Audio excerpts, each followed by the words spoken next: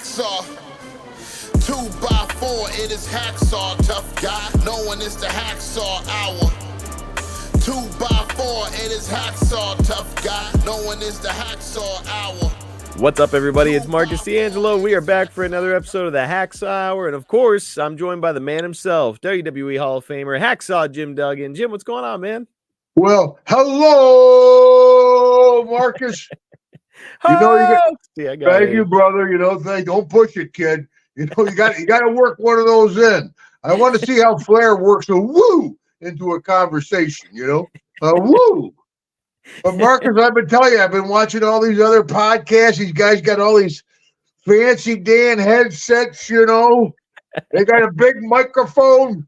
Some guys got a bigger microphone than others. So I got myself a big microphone, but the only thing with my headset is my shooting muffs. I can't hear nothing. And this thing ain't plugged in. What the hell? But I thought I'd have some fun because some guy, I'm working on the phone. Have you been kind of walking me through this, Marcus, this podcast stuff? But I see some of the other guys, it looks like they're going to the moon. They got all kinds of stuff hanging on and off, I get this telephone. And I don't even have my hearing aids in, huh? Don't make sure I shout this time. Yeah. But cool, good to see you again, man. We've had quite a few weeks since the last time I saw you. We flew out to Jackson Hole, Wyoming, got a rent-a-car, drove by the Grand Tetons, drove through Yellowstone, and we're going through Yellowstone, right? And I'm like, there was one buffalo caused a 2-mile backup. And I'm like, I was telling Deborah, if I paid to come out here, if this wasn't a charity event, I'd be a little upset, We went around the next corner. There was a herd of buffalo everywhere, man. There was buffalo running around everywhere, man. Wow. It was crazy. Yeah. Marcus, got to take a break real quick, buddy. Oh, yeah. Yeah, do what you got to do, man. Yeah. So, Marcus, I was telling you about Yellowstone. I was getting so excited that we went around the corner. We saw a herd of buffalo. We just had to take a break. I knocked over my big cup of coffee, went flying everywhere. I was so excited about talking about the bison. They're not buffalo. Don't make that mistake out there. They get hot at you. But it was great. They were everywhere, and they were coming across the road. So it was quite a trip. And then we went to Cody, Wyoming, and had a charity event for Celebrities for a Cause. And this year was helping out veterans, disabled veterans. And, of course, all those NFL, NBA guys were there. So, I had to drop my joke on them. World champions. Where in the world you boys been? But it's nice because a lot of these big-time stars, they grew up watching wrestling, so they were excited to see an old-time wrestler. So that was fun. But Deborah didn't win any guns this year. Last year she won 4 different guns. And, of course, then I broke one out this year. This is one of my favorites. This show, this is one of my favorites. This is a Colt 45. Colt Commander, one of my favorite guns to shoot. Look at that. And just one of many I have. I enjoy shooting handguns, like to show them off. One day we got to do a little episode. You always see on TV guys with all these extended handles, or extended magazines, fully automatic. You learn how to shoot a tight group. You get by with a revolver. That's right. Absolutely. I hope we never, But anyway, we had a great time in Wyoming. Came home. We're home for like less than 48 hours. Flew up to New York, up into the mountains, the Adirondack Mountains with my family. We got a cabin my dad bought back in 1957 when I was 3 years old. And we had it in the family. Now there's all these $1 million homes all around it, my dad's little cabin. But it's at a little private lake up there. So my 3 older sisters were all there. We had a great family reunion. My 2 daughters came up. It was a great time, man. We had a busy time. And for wrestlers, this is a busy time, June, July, August. They really hopping. Hopefully the rest of the year, too. Absolutely. And Jim, that does remind me, this episode is going to be coming out tomorrow as we're recording, which is Thursday the 29th. And you've got a little event today in Huntsville, correct? That's right. Yes, we're going to be flying down. Got a later flight, too, surprisingly, because it's a little commuter flight down to Huntsville, not too far from Charlotte by air. We get in there, and it's the Huntsville Rockets, I believe. And it's a baseball. Thank goodness, you were with me with the soccer game there in Pittsburgh. I was sweating at them. Like, if they want me to kick the ball, we're all really in trouble. And then actually the last baseball game, my arm was so messed up, I gave it to some young kid and acted like I was coaching him to throw it. I There don't you know go. about trying. It's so bad. I mean, because it's always tough because you got some 12, 13-year-old kid throwing smoke, even some old lady comes up. She throws better than I do. I'm broke to pieces. It's hard to hold the ball, but it's fun to do. I tell you, if you have never been to a minor league baseball, they have something for everybody. Giveaways, T-shirts, mascots, contests, great hot dogs. It's a Man, lot of fun. I'm looking forward to it. Yeah. there's nothing like a baseball game, and I believe that they are the Trash Pandas down there in Huntsville. It's something Is like that that. it? I'm not sure. I think so. I don't know. It's Rocket City, of course. It's Huntsville, Yeah, Rocket Alabama. City. So Yeah, it might be Rocket yeah, City. But yeah, it's a lot of fun. I look forward to it. And of course, it's so much more reasonable. You get to sit closer to the players. And like in wrestling, and like going to an indie wrestling show, you try to pick out the guys that are going to move up into the big leagues. man, it's such a cool experience if you've never been to a game, especially if you got the opportunity to meet a WWE Hall of Famer like Hacksaw Jim Duggan. So if you're in Alabama or the surrounding area, make your way there. Yeah, it's amazing, how many folks remember, as we talked many, many times, that golden school, golden age wrestling. Folks remember. It's nice. It's humbling to have folks line up and get your autograph. Of course, some people are like, I'm like, it's okay. I don't know car racing. It balances out. Man, like you said, I was fortunate enough to be there with you in Pittsburgh and seeing all the way that all the fans reacted, getting to spend time around you and meet you and tell you their stories. It's just a really cool experience. So again, guys, make it out to the Trash Pandas game there in Huntsville, Alabama today, the 29th, as you're listening to this. Yep. Which It's reminds me, I saw that picture. I think you and Jake and the families were out somewhere having dinner. You we guys were look like opposite magnets. You were like this, Jake, leaning away from eyeballing Jake. each other, man. I think you're going to make a move on him, get a name. That'd be a good deal. Shoot your own angle. Maybe that's what I Hide should his do air is tank on him. go to work on Jake and get over that way. I have to tell you something funny that happened there, Jim. While we were in the restaurant, my wife and kids got there a little bit later than Jake and Cheryl and I. So Jake and Cheryl and I are walking through the dining room, and I hear somebody go, "Hey, that's that guy." I hear them say it under their breaths. So we get to this back room where we're eating, and I was like, Jake, I think somebody might have recognized you out there. So we get ready. Somebody's going to come in here and say hi to you. Well, about 5 minutes later, two waitresses come in and they say, "Hey, so one of the patrons out there stopped us and they said that they think that you're some famous wrestling guy." And Jake was like, "Yeah." And so they go, "Are you Ric Flair?" If I was Flair, I'd get hot. Jake was like, "I don't know whether to be flattered or not." I like that. People go, I don't really know who you are. I recognize you from somewhere. Like, you watch adult films?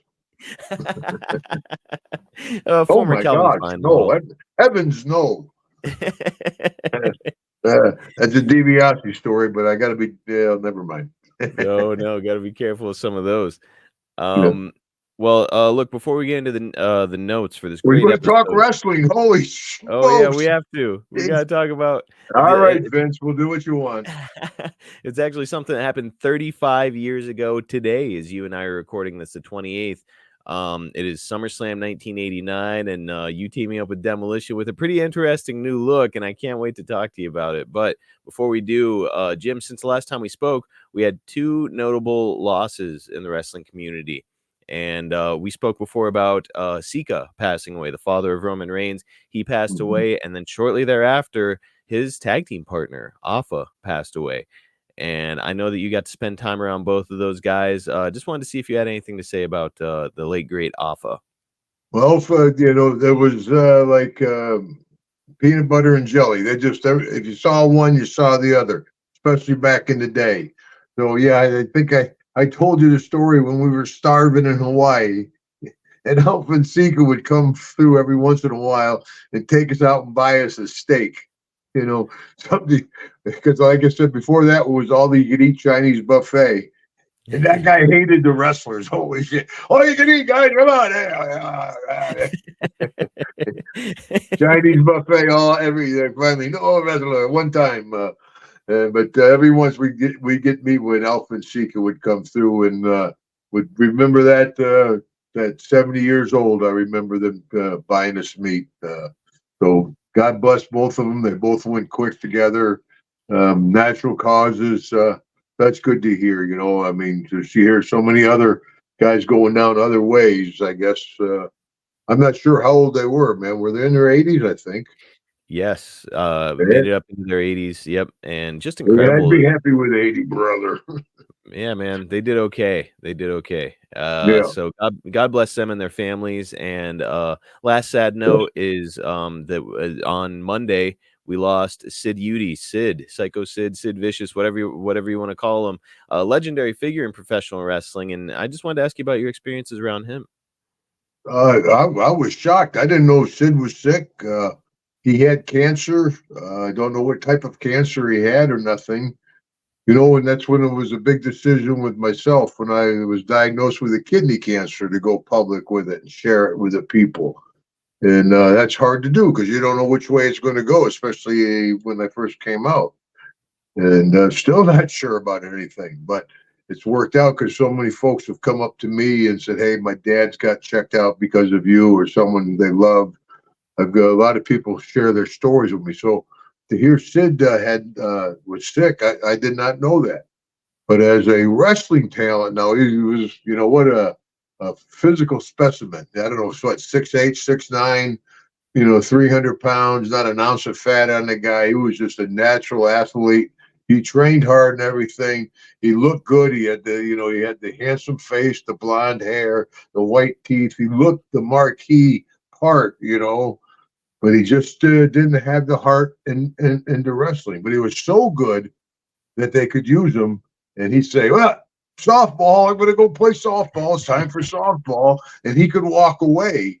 But he was such a talent, such a specimen that would bring, whenever he get done playing his softball, he would come back and do what he wanted. So I think if he had dedicated himself like a guy like Hogan or Macho or some of those guys to the business, I think he would have been a huge, huge superstar. He was a big star without really hardly trying. Pretty incredible what he did. And yeah, to your point, I think if he would have really focused on wrestling, we'd be talking about him the same way we talk about a Brock Lesnar nowadays, like just a big monster of a man and great look and all of the intangibles are there. So yeah, it's And he's your incredible. marquee guy. I mean, he looked like Kurt Hennig, or I always thought Dolph Ziggler had that look. You want the handsome, good-looking, good body kind of guy to be your main marquee guy, your lead singer in the band, the guy with the belt. And I thought he would have had a much more opportunity, but he didn't have to. I mean, he could go away and play softball and come back, and boom, they put him back up on top. He was such an imposing figure. Man, Sid made a great living in wrestling, and he'll go down as one of the most memorable characters, right? And I see the pictures on Facebook. He seems to be quite a family man. I see him with his grandkids climbing all over him. Hopefully, he went out, quite quietly, and God bless him. God bless him. God bless his family. Certainly in our prayers here. So Jim, we're gonna move on to talk about SummerSlam '89 after some sad news there. SummerSlam, did you say SummerSlam '89? I knew I could count on you to get us Susquehanna Hat Company. No, I remember that one, brother. Finally, something I remember. No, that's DiBiase's line. Man, there is some really great stuff to go over here. And we're going to start because last time we spoke about 1989, 35 years ago, was coming out of Don't rub it in, brother. Man, how old was I at the time, Jim? I was 2 years old. So now you're really pushing it. I know. Jake hates when I do that. I'm like, boy, that was 10 years before I was born. He's like, shut up. Yeah, I want to see. I tell you, Jake, I want to see the birth certificate. He's like, yeah, I'm a year younger, Doug. And I'm like, well, brother. You get out of here, Snake. Yeah. Well, coming out of Mania, you're seemingly random, and that really kind of random pairing that you had with Bad News Brown there. You're going to be put with Haku, and 1 week before you'll challenge him for his crown to become the king of the WWF, Meltzer had this to say in The Observer. Is the crown back there behind you? Yeah, let me grab it. Hold on, right here. The very crown that we're going to be talking about today. But that's the fastest I moved in a while. Holy shit! that was good I hope stuff. you got that on camera, brother. Holy you smokes! took a bump into the chair. Lucky too. I didn't pull a hamstring. Look at the crown. There it is. This is it, man. This is the very crown, folks, that Jim is going to beat Haku for 35 years ago. Incredible. I tell you, what a great gimmick to use. Man, a whack old Harley would hit the hell out of you. I think there's some of my DNA on this point right here anyway. But I don't want to say anything. Cornette's got a crown out there, but it's not the real one. Cornette has a phony crown. Well, there's a joke there, brother, but what is that made of, Jim, if you're getting whacked with that thing? It's metal, brass, looks like a little it got cotton on the inside.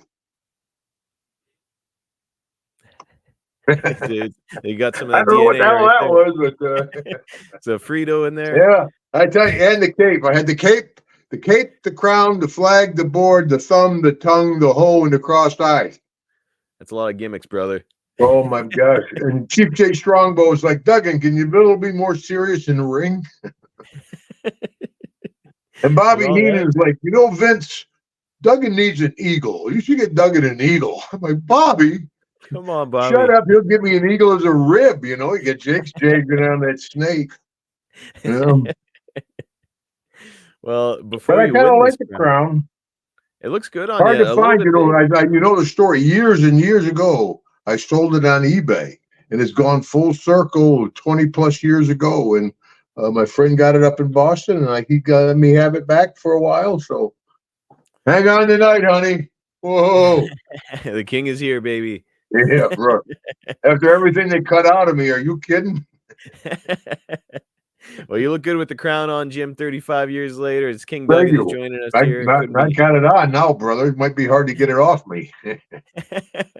Well, and if it wasn't for Sherry, Macho Man Savage would have never gotten it off me.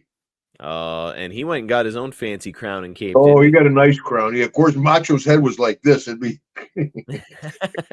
down on Macho's shoulders back in the day. So he had to do it. Yeah, they had to get him. And not that his ego would, whole other story. Well, a week before you'd win the crown, Meltzer had this to say in The Observer, and this whole thing kind of makes me wonder. Speaking of Haku, he pled innocent in the 2:15 altercation at 2:20 a.m. at the Runway Bar near the Rochester Airport. Haku was accused of ordering a woman and other patrons to bow before the king, and two of the guys at the bar who were friends with the girl went after him, and he ran their heads together. So obviously Haku got in a little trouble there, and it makes me wonder, Jim, was the plan always for you to go on to become the king of the WWF, or did this play a role in it? I didn't know that story about Haku, I tell you the truth. And I'm sure Haku wasn't alone. No. He probably had that infamous partner, Jack Daniels, with him. I bet he had something. He probably had something to do with it, too. But, yeah, two guys attacking Haku, no. That's not even in the ballpark. That's lunch. I had no idea. Yeah, I wasn't an office guy, brother. I show up and they say, hey, you're going to put this guy over. Hey, you're going to go over this guy. We're doing that. Supposedly, even when like Sarge and I were tagged up, Sarge and I were supposed to be tag team champions. And by the time Sarge called me and told me, oh, really? I don't know what's going on. By the time we flew up, it changed to the Road Warriors switch, and that's where that famous deal, everything's subject to change. Yes. But yeah, I was completely surprised they were going to put that on me. Yeah, and I was surprised they took it off me when they did. Well, I think out with Macho, I figured that they would. Yeah, we'll put Macho over. My pleasure. Put Macho over. Absolutely. And we had good matches too. I had some pretty decent wrestling matches. Because people say, Hacksaw, what's your favorite move? I said, I kick and punch. I carry a 2x4. What are you talking about? What's my favorite move? I'm a brawler. I'm not a wrestler. Brett, Sean, Macho, those guys could wrestle. Me, Brody, Doc, Terry Gordy. We don't care if we win the match, as long as we win the fight, tough guy. You didn't need to know all those fancy moves. All you had to do was go out there and be Nothing Hacksaw. fancy, Dan, about Hacksaw Jim Duggan. Just a 2x4 and the flag of the United States of America. Ho! USA! Still get it going, brother. I'll tell you what. Get me pumped up every They'll be time, putting Jim. me in the box. I'll be going, hey! Not yet. That's because I see the boys are like, Duggan, you're doing this deal. 1, 2, oh, kick out. 2 3/4. But I just got my checkup just the other day. So, folks, if you're out there, early detection saves your life. Go get it checked out. That's right. We were just talking about Sid. Please take the steps to ensure that you're going to be around for a good long time. Jim, the big night happens on April 26th, 89. It's going to air on May 13th. You win the crown from Haku, and they do a big coronation ceremony. It's really quite an awesome scene. That was pretty good. I got to say, that was fun, man. I think they did it in Glens Falls. I'm trying to remember. I want to say it was like Nebraska or something based on my research. Or Well, I Cedar know when they Rapids. had me in the chair and everything, and Mean Gene read the deal. Maybe I'm wrong. Maybe it wasn't Glens I think Falls. so. I think, yeah, maybe some of the viewers there, all three of them might figure out where it was. They say, hey, Glens Falls. But, yeah, I think it was. You know, but I'm pretty sure. If not, they did a repeat in Glens Falls where they, Oh, okay. you know, my hometown, Glens Falls, New York. They got me in a big chair. The guy's carrying it down.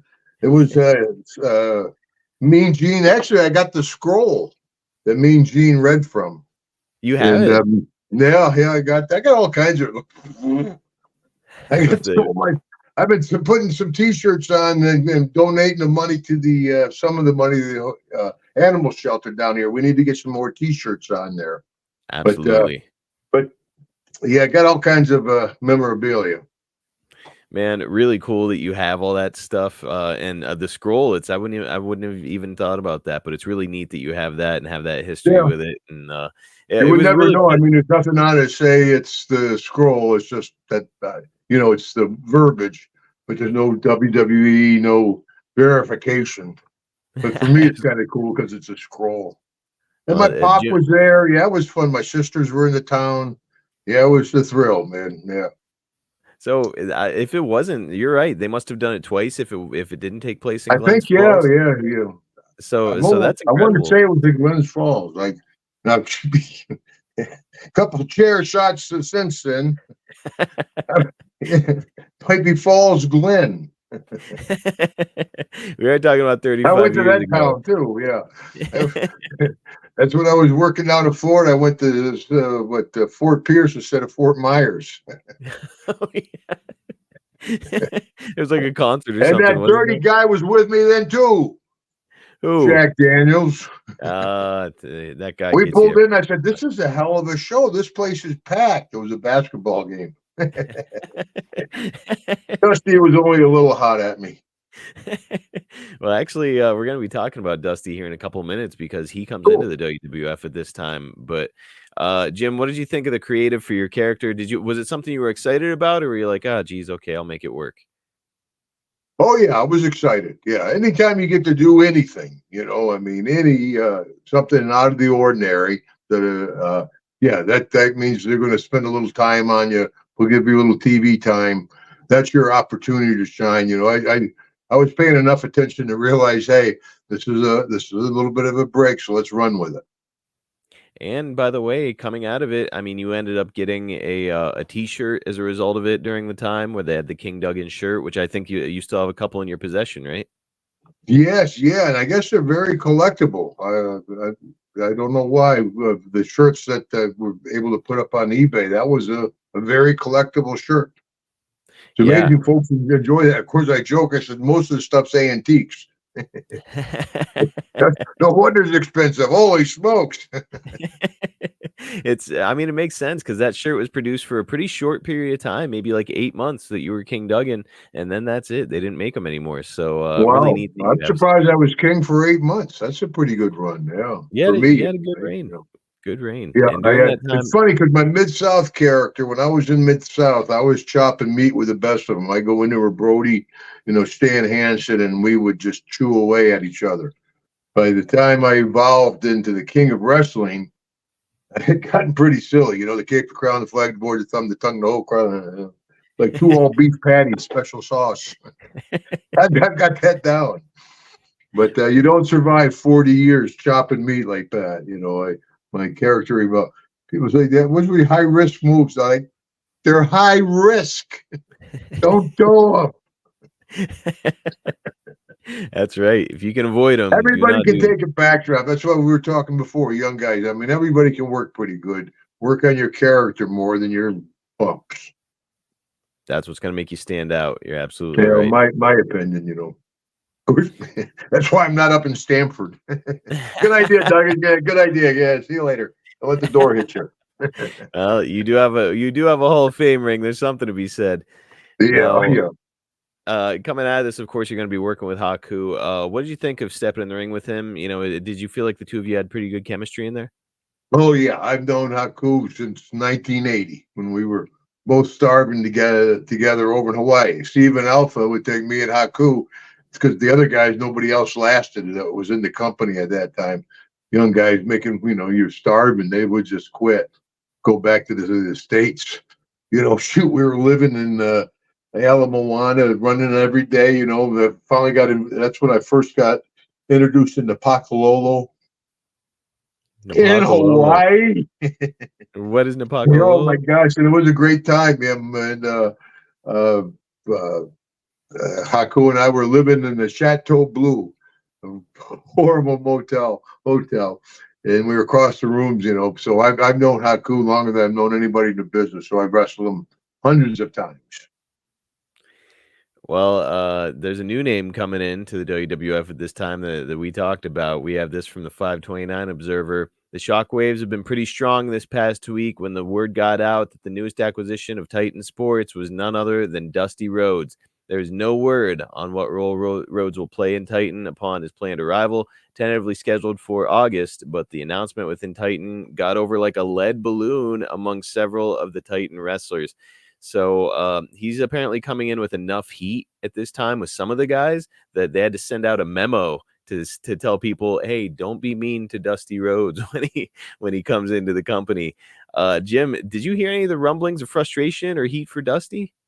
No, well, anytime, you know, because Dusty, like I said, when I was down in Florida, I was working for Dusty. So if you're in a position, you know, that's, you know, I said nobody's going to like it, no matter what. I mean, you know, so a couple guys will really like you. A lot of guys will really hate you. Most guys will, the damn booker, you know, if he didn't book me right. So there might be that kind of animosity. Also, I think a lot of the thing was Dusty Rhodes is coming in, and Dusty Rhodes is Dusty Rhodes, and he's going to take some limelight off some other people. He's coming in. He's going to be able to take his time slot. He can, you know, Dusty can carry the water. So boom, he's coming in. Other people are worried that that they may lose their spot or lose their amount of time on TV, you know. And that's my line. I said, there's always room for talent, and Dusty Rhodes coming into a TV show, a certain amount of that TV show, no matter what they do, will go to Dusty Rhodes. There's no question about it. And obviously he's going to be coming in. People are going to be excited to see him because no matter where you are in the United States, you know who Dusty Rhodes is. You know, he was a big time star at this time. Now, all that's being said, Jim, you're a babyface. Were you at all like hesitant? Like, oh yeah, man, I was a little threatened. I was threatened with Dusty coming in. You know, they put him on the back of a garbage truck, and you know, he was doing the American working class deal. But that's my line. I said, you know, I'm not going to worry about that. I'll get my stuff over. Put me on TV. I'll get Hacksaw Duggan over. Dusty will get his people. I'll get my folks. Even though, I was definitely concerned because Dusty was a big, I mean, he was a superstar and coming in. And I was wondering what they were going to do with him. You know, put him in polka dots. That was a little different. You know, interesting choice. But then again, we've talked about that before with One Man Gang going into Akeem and Terry Taylor going into Red Rooster. Gang made Akeem work. For Terry Taylor, he hated the Rooster. He didn't make the Rooster work. Dusty came in. I don't think he liked the yellow polka dots, but Dusty's such a big star. He took the yellow polka dots and made it work. He made give him his TV time. He'll get over it. That's the way I felt. But put me in a janitor suit, put me with Team Canada, put me on camera. That's all I really want. I'll get my stuff over. Dusty was the same way, I think. Dusty was a master. I learned from Dusty. He could get his stuff over. He'd come on camera and put him in whatever you want to put him in. The camera will go to him. Now, we mentioned it, as he's got heat with some of the guys, and it's because he developed a bit of a reputation as a booker. Because not only is he the booker in the territories he's in, whether it's Florida or JCP, he's not just a booker; he's one of the workers, and he was booking himself to go over a lot of the time, and apparently that got him heat with guys like Tully Blanchard. Jeez, you sound like you're surprised. I can't believe this. Holy smokes, the booker put himself over. Holy shit, stop the presses. The booker put himself over. Jesus. Oh my God. So it didn't sit. Vince Russo? I'm the world champion. What the hell are you talking about? The booker put himself over. Bill Watts would come out of retirement and win. I mean, jeez.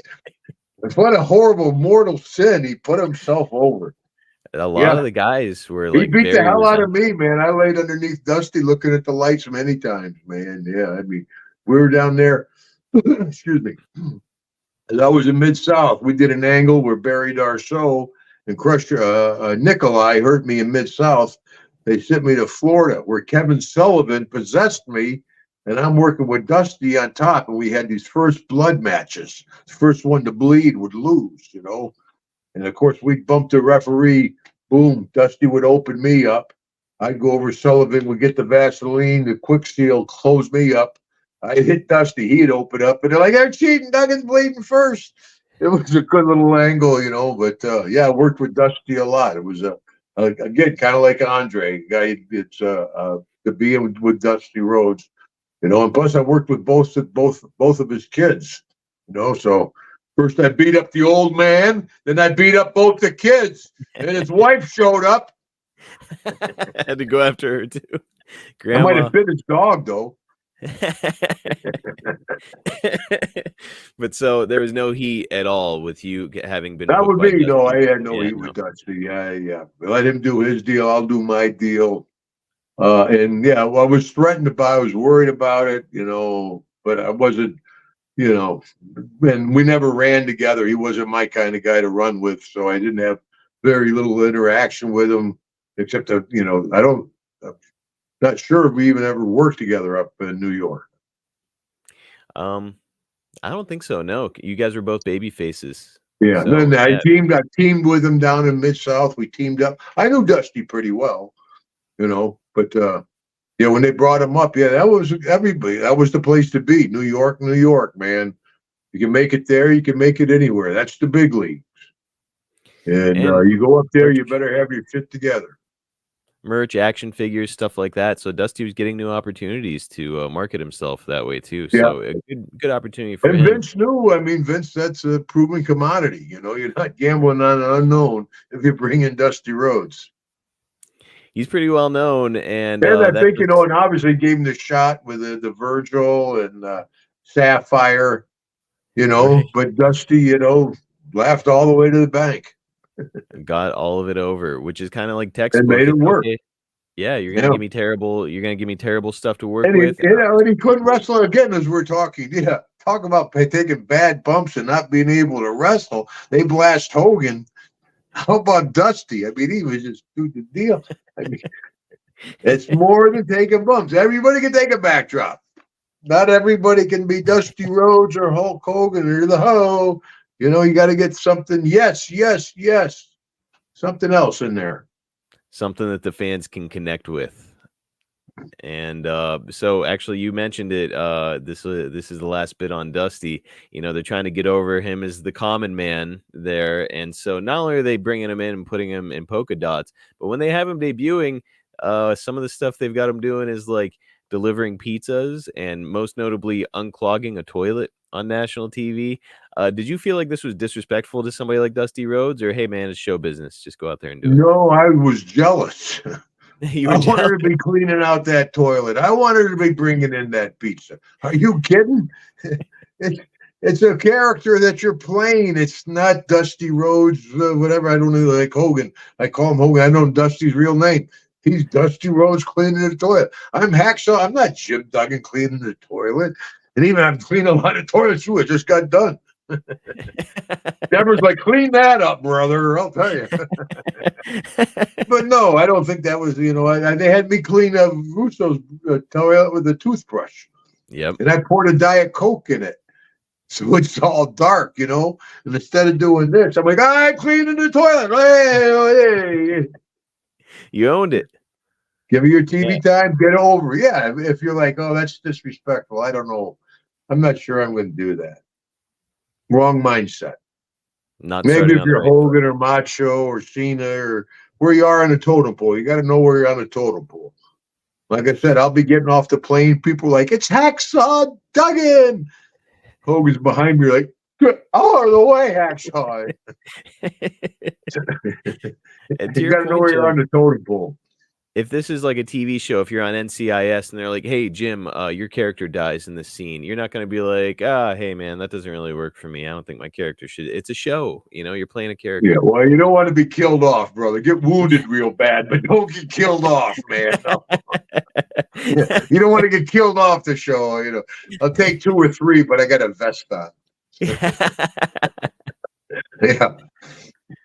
Well, the other name that's coming in at this time is Barry Windham is going to be making the jump shortly right after Dusty Rhodes. Were you around Barry at all prior to this, Jim?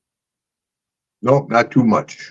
No, I ran with my circle of guys pretty much, and I traveled either with my circle of guys or by myself or with Deborah. Deborah traveled with me a lot.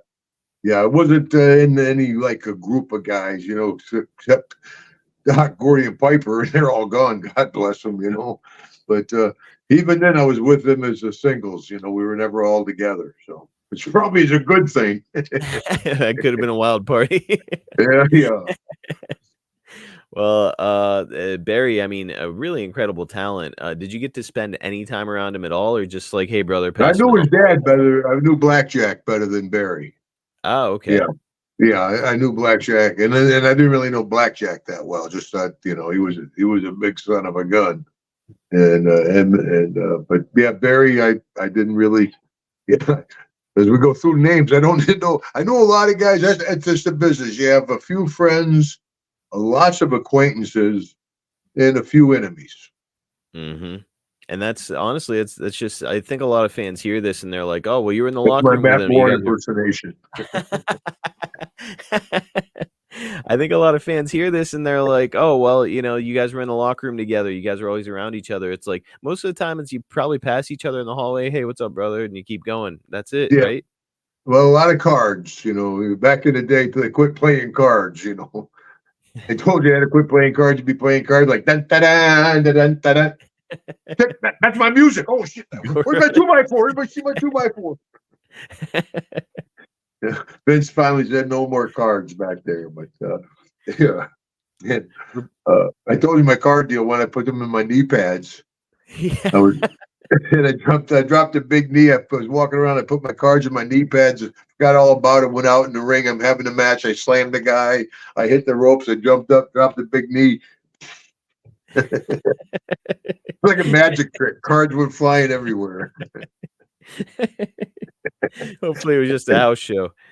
Oh, yeah. And they didn't videotape everything. You can get away with a lot. Well, as we get closer to SummerSlam, you're going to start working with your old pal, One Man Gang. But he's not One Man Gang anymore. He is Akeem, the African Dream. Jim, the new look for the big, scary One Man Gang. I know he made it work, but was this the best use of a talent like your big pal there?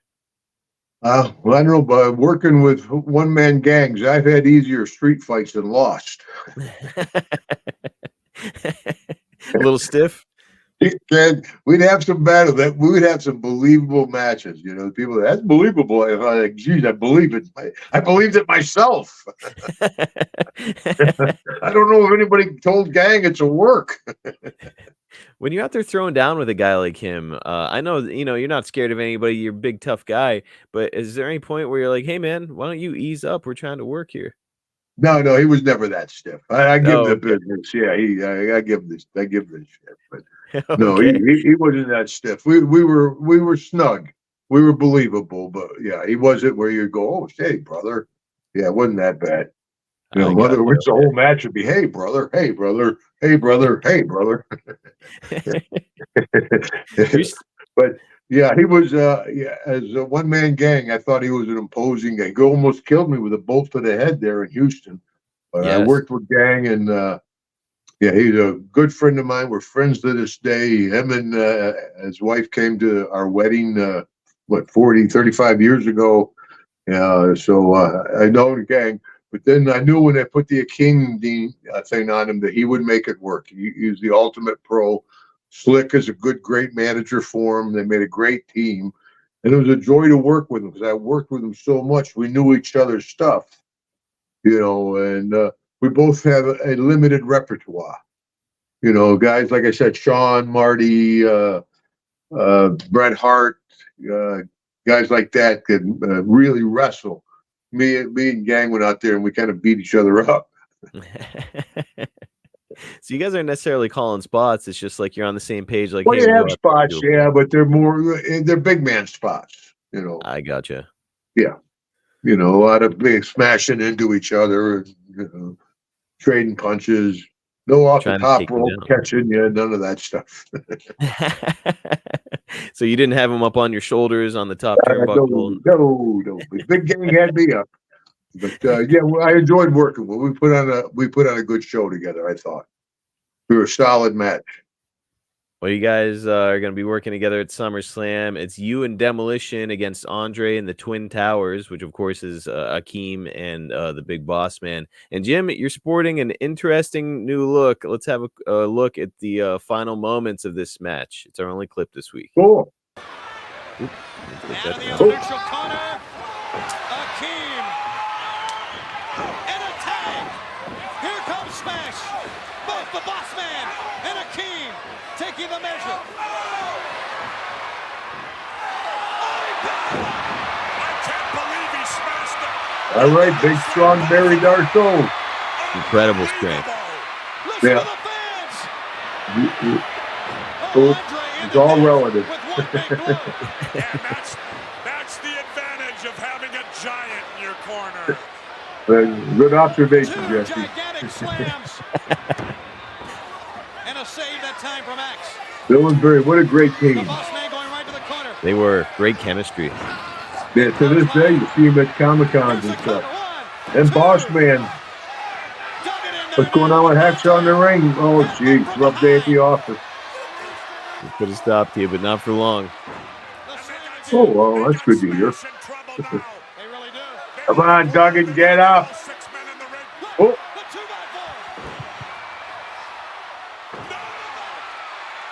Now, see, I didn't have to worry about hurting Ganger. That was actually laid in pretty good. That was laid in pretty good. Yeah. You know what? You got to pick your audience. You're a pay-per-view. You're in front of a jam-packed house, stadium house. Gang knew it was going to come in hard. If you're going to miss, you'd rather miss on the plus side instead of the minus side. Yes. That's my old joke. Hacksaw, I saw you throw a punch. You missed the guy by that much. I said, yeah, but you see when I hit him by that much, it goes both ways. Jim, what is the trick to striking somebody with a 2x4 on the back? Aim for like the shoulder blades? No, you don't want to hit them in the blades. They got to bow up their lats and try to hit them below the blades because you could hurt their shoulder blades. But yeah, I don't think I've ever really hurt anybody bad with a board. I stung Andre that one time really bad, except maybe in Mid-South. Now in Mid-South, if you're going to carry a gimmick, have a gimmick that people are going to respect. They said, Hacksaw, you hit the ring, everybody's going to powder. I hit the ring. If they didn't powder, they powdered the next damn time. I guarantee it. Guys coming in swinging. So they learned to respect the board. But when they're actually working to hit somebody with an angle, but especially on the smaller shows, guys always try to hang into the ring to the last minute. do something cute, run around the ring like the Fantastics or somebody, you know. Whoa! Don't do that again. So when you're swinging that board around, it's like, okay, that's everybody's cue to get the hell out of the ring. Brody 101. I learn from Brody, man. Yeah, shit. They stay in the way. Oops. Not that I hit them, it's that they stayed in the way. That's it. You, of course, not intentional, even though they're trying to well, steal shit. Like I said, and then you know, because as soon as you start heading to the ring, everybody's out of the ring. After the second time you do it, you don't even have to get to the ring. Everybody powders. Especially I had the cross eyes going. I'm like, hey! Like, this guy's a maniac. I go up to DiBiase. I went, don't move, Teddy. He goes, who the hell is he talking to? Well, Jim, I can't let that clip go by without talking about the face paint. What can you tell us about that whole thing? Well, I'm not sure. I think it was my idea to go along with it. I don't want to take credit if it's not for sure, but I believe, you know, the American flag, that's just Hacksaw Jim Duggan. I'm in there with Demolition all painted up. I thought it'd be kind of cool and kind of patriotic to paint the face up, and it worked out. They made an action figure with that. And I wish I'd known that. I would have painted my face different every other week. Holy smokes! I got a new action figure out of it, but it was cool. And I had a mask on. We're all out there. We pulled the mask off and got what you call a cheap pop. You know, yep. Pretty much 80% of my pops. As long as you're popping, brother. It's one of those moments that fans still talk about today and how cool it was. And like you said, you got T-shirts and action figures out of it. Matt Cardona and his group, the Major Wrestling Guys, they made the big rubber guy of it. And yep, they've got the crown with it. You got the painted face. It's just such a cool iconic How many more moment. gimmicks? I'm lucky I didn't have the eagle. Well, hey, you could have got another action figure out of the eagle, probably. Yeah, it's true. Yeah. Now, do you remember who painted your face? I think Barry helped me with it. I was gonna say Barry that was pretty intricate. Smash, yeah. Right? Action Smash. Yeah, yes. I know Barry. I worked with him down in Mid-South a lot as Crusher Khrushchev. Nice, really good guy. One of the success stories in our business, one of the guys to be proud of in our business, both Bill and Barry. And I worked with Barry. Actually, he's the one that hit me in the throat with a coal miner's glove. That's right, 1984. 5 years before this. I bit the rubber full of blood. It was pretty gruesome, man. They had to block it out. I never imagined that. You know, hey, okay, we want you to take this syringe here, Duggan, and you know everybody else says, "Well, let me help you. I'll get it for you." We're gonna get this blood out of your arm. I'm like, don't push no air in there, right? Yeah. Backstage, you get blood out of there, put it in a rubber prophylactic. Excuse me. There you go. Can you imagine? They give it to the referee, and he slipped it in my mouth, or I slipped it, and I split. It was. It got the point across. There is no other line of work. I don't care what sport it is. I don't care if it's Hollywood. Nobody else is putting their own blood into a prophylactic and then biting it. Go up to Mahomes. Hey, Mahomes, brother, in the fourth quarter, here's a little blade. Get some juice. We'll get the crowd really excited. We'll drive down in the fourth quarter. You bleed. How's that? Imagine the pop, though, if he bit a rubber. Yeah, imagine the pop. Oh man, wrestling, neither fish nor fowl, dude. Nothing like it, man. It's been like I said, it's a great business. I mean, everybody hears the dark side of the ring and they hear the horror stories. Buried our show's a positive deal. Me and Deb have been together forever. I mean, there's success stories in our business. Tito Santana. I mean, you just always hear the guys that can handle it. Well, have trouble with it. It's amazing, you know, a lot of the guys that were able to keep their relationships going and stay married all these years. I know that Darsow is one of them. Arn Anderson sticks out. Ted DiBiase and his wife have made it work. It's like it's incredible. Yeah, we know they've been married. Bischoff, Sonny Ono, Ernest the Cat Miller, Jerry Saggs, the Nasty Boys, Knobs of the Nasty. I mean, yeah, but everybody knows Scott Hall and the crazy stuff, you know. Yep. Yep. It's everybody wants to talk about the bad part of it, but really it's a lot of you guys made a great living on it and are still Here at enjoying the fruits 70 of your years labor. old, I travel the world signing autographs and taking pictures with people. My daughter's like, we thought you'd be a lot thinner. Nobody buy my pictures, right? But what's tough at Comic Cons when somebody comes by, then they're like, "You want me to buy a picture of you?" They don't have. Talk to the handler. Yeah, really. Is that Deborah? She's the Oh no, she's out. group. You kidding? She was with the Chips guys from the old TV show. Eric I got an Estrada. autograph picture of Bonzo or whatever. I'm like, yeah, you sure do. And he works for TSA. The way he was checking you out. He's gonna get to meet the old Hacksaw Yeah, if he keeps that up. she likes to go out and socialize and meet everybody. And she's Hogan even called her one of the boys. She's been around the boys so much. So, because as you know, when you're at a Comic-Con, you're sitting, you're working, you don't get to see everybody. Deborah's kind of my emissary. She goes around, says hello to everybody. And then she, William Shatner. We're at the Comic-Con and Shatner's sitting over there in the green room. And Deborah's like, I'm going to go talk to William Shatner. I'm like, don't bother the man. He's got a bad reputation. The green room, give him a break. No, I'm going to go talk to him. Maybe she goes over. A couple of minutes, she's sitting down. Come on over, Jim. Meet William Shatner. I'm like, oh. I went over, visited with him. He was okay, Of course, I went over. He's like, get away from me. Everyone's like, oh, hi. How you doing? I was going to say, working the gimmick, You're not a girl. Were you a Shatner fan at all? Pardon? Were you a fan of like Star Trek or any of his work at all? Yeah, I mean, not a big fan, but I enjoyed growing up, enjoyed Star Trek. Who I was real happy to see was Barbara Eden. I'll bet. Barbara, I thought a lot about you when I was 14. I got a really good grip. She got you through puberty. But I know when I was happy, man, when I walked in and I'm like, Henry Winkler. He's like Hacksaw Duggan. I'm like, all right. That's when you know you made it, when the Fonz recognized Fonz knows who you are. Yeah, I was happy with that one.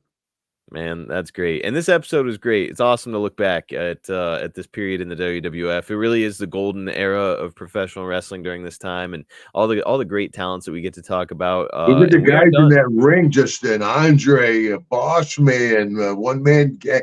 I bet they had that ring reinforced. There's a lot of meat running around in that ring up there, man. But what a lot of classic talent. Man, Gang, I guess they'll never put him in the Hall of Fame for he was in a loss. And Bill and Barry also, I believe. Oh, yeah, they all three should be in the Hall of Fame. Absolutely. It's crazy that Demolition is in there yet. Yeah. Same thing with Gang, really. I mean, what a great career that man had, not just in the WWF, but elsewhere. So hopefully I think they were involved in some kind of lawsuit or something with Vince.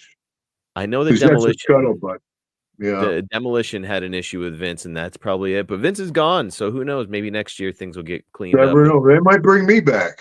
So you should get a second Hall of Fame induction as King Duggan. Oh, I'm talking about working, brother. Are you kidding? Jim, is there any amount of money that they could pay you to have one more match right now? Oh shit! I just saw one of the Funks had a match. Did you see that? Yes, Dory. Yeah, 83 or something, and Fireball death match or something. True to advertising. Absolutely crazy. I think it's bad for the fans for something like that, But if Hogan wants to have a Walker match, first one to make it to the ring.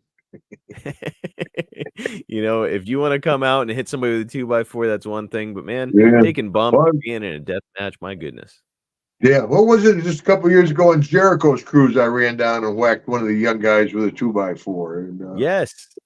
So yeah, that's 2x4 still works. Doesn't matter if you're 7 or 70. You know how to swing that thing, so that's good. You're talking about my 2x4. Well, of course, I mean, it can be both things. You can still swing. Yeah, not at this point, brother. Well, and actually, right before I talked to you, Jim, I was talking to Len Denton. We had him on the Snake Pit. Yeah, the Grappler, and he's got a match coming up here. Does He's he? still. Oh, He's how still old is Len? I don't know. He's like Ricky Morton. I saw Ricky. I'm like, we were just talking about Rick. How old are you now? He's like, oh, brother. They got Google, man. Yeah, I can still look it Just up. visiting with you, man. Yeah. I said, Claire and Hogan call me kid. I want to say the Len's is like mid 60s, 65, 68. Oh, Somewhere yeah, there. I was in the ring at 64. Yeah, I was still in the ring. Yeah. Hey, People look, go, Hacksaw, you still wrestle? I said, no, I still go to the ring. I wouldn't call it wrestling. I don't But see then I him would tell taking the young guys at 60 plus, I had no physical attributes left, but I could still entertain a crowd. It's more, as we talked many times, than taking bumps. Yep, you were a character, and that's what's important. So is the grappler, and so is Dory Funk, a hell of a character going over there with that death match. But yeah, hey, look, we are not done talking about 1989 yet. We will be talking about Survivor And you're Series working this me year. harder than Vince on this one, brother. Dude. I appreciate you reliving the memories with me here again, Jim. And hey, I'll catch you here in a couple weeks for another episode, brother. Oh, we're all done? That's it, man. That's a Holy wrap. smokes, it blew by. Of course, we talked about everything but wrestling, I guess, my friend. That's what makes our podcast fun, man. Yeah. You never know where we're going. Well, we can sit and talk to Ted about the backdrops and head scissors. Or Very talk to stern. Jake. I love those guys. All right, Mark, it's always good to see you, buddy. Good to see you too, my Say friend. hello to Piper for me. And before we go, brother, going to do it. Do it like you mean it, man. Here we go. Oh! See you guys next time on the Hacksaw Hour.